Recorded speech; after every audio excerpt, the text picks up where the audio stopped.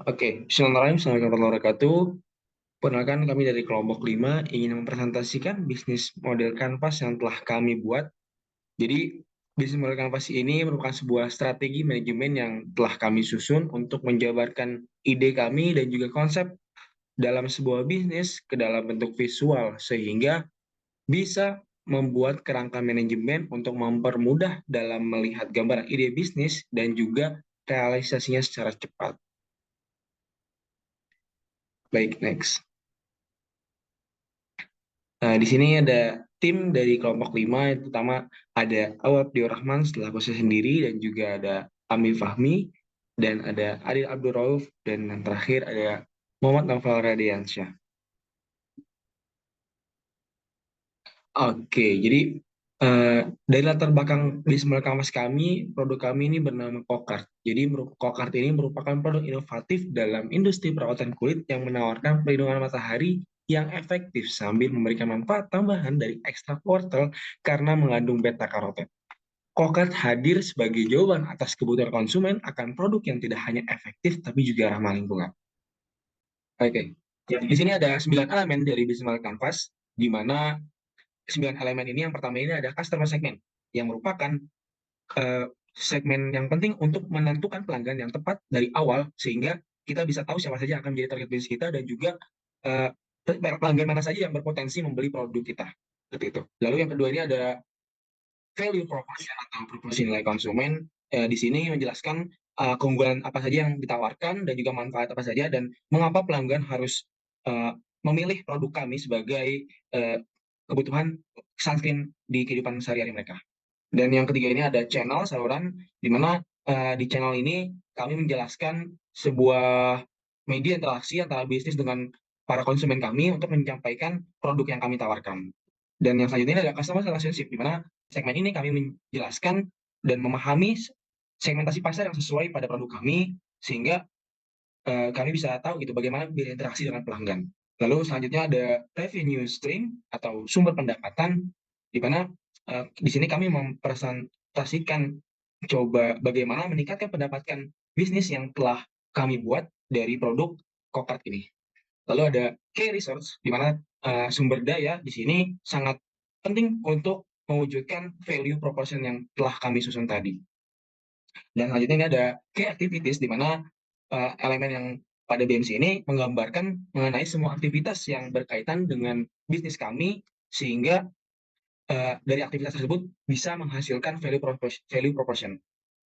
Lalu ada key partnership, di sini kami mencoba merancang bagaimana daftar sumber di luar perusahaan yang kami perlukan, sehingga kami bisa menyiapkan value ke pelanggan.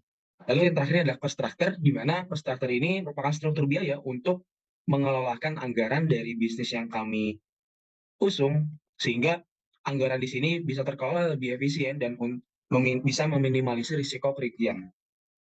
Oke, yang pertama ada customer segment, di mana customer segment pada produk kami, Kokart ini sendiri, bersegmentasi pada customer wanita dan juga pria yang berusia dari 18 tahun hingga 35 tahun. Dan juga orang-orang yang peduli akan perlindungan kulit mereka dan ingin sebuah produk sunscreen yang menggunakan bahan alami menjadi sebuah, dan itu menjadi customer segment kami. Next.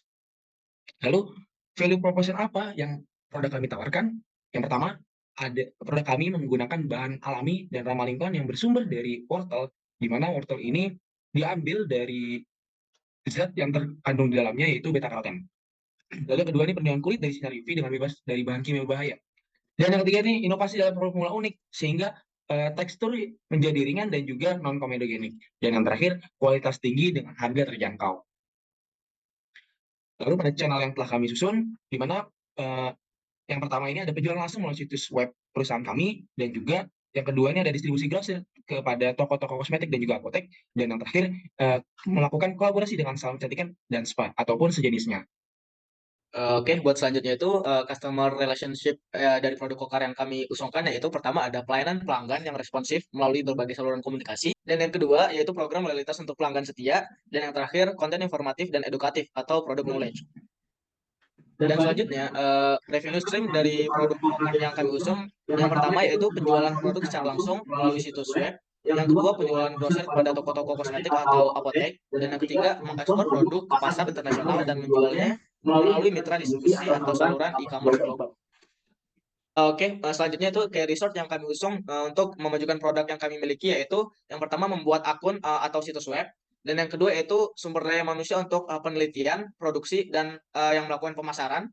Yang ketiga yaitu penyiapan bahan baku untuk produksi sunscreen, dan yang terakhir yaitu memfasilitasi produksi dan saluran distribusi yang efektif.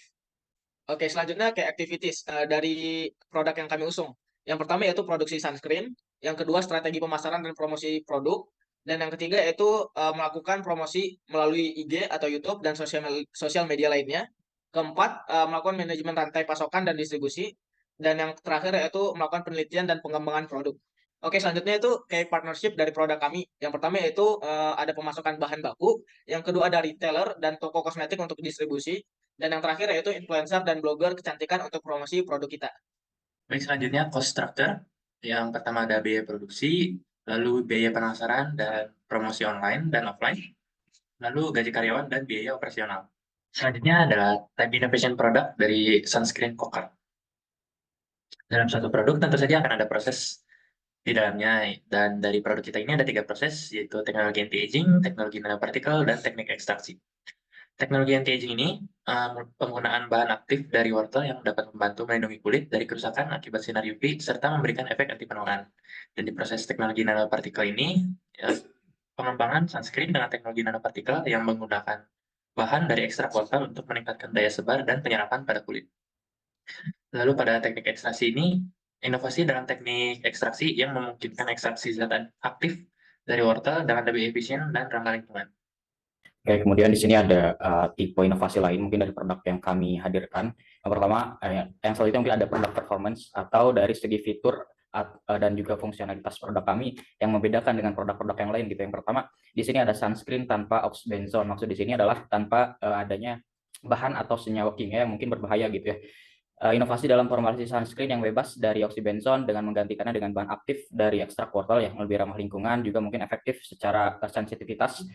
Dan yang selanjutnya ada biodegradable packaging, pengembangan kemasan yang dapat terurai secara alami di lingkungan, mendukung konsep ramah lingkungan sejalan dengan penggunaan bahan baku dari wortel yang berkelanjutan. Jadi bahan dari komposisi yang mungkin kami hadirkan dari segi packaging ini adalah komposisi yang mungkin bisa terurai secara alami gitu. Jadi dari segi ramah lingkungan mungkin goals dari produk kami itu bisa dicapai gitu. Nah, selanjutnya dari bahan baku yang berkelanjutan dari ekstrak wortel tadi yang mungkin kami ambil gitu. Selain mungkin kami hadirkan teknologi nanopartikel yang disebutkan tadi gitu, yang mungkin itu bisa jadi nilai plus gitu dari produk kami, dari sensitivitas terhadap kulit gitu. Jadi memanfaatkan ekstrak wortel ini dari segi inovasi juga mungkin kita bisa memanfaatkan sumber daya alam secara berkelanjutan. Oke, kemudian di sini ada customer engagement atau di sini biasa kita sebut dengan interaksi khas yang mungkin kami hadirkan gitu terhadap konsumen.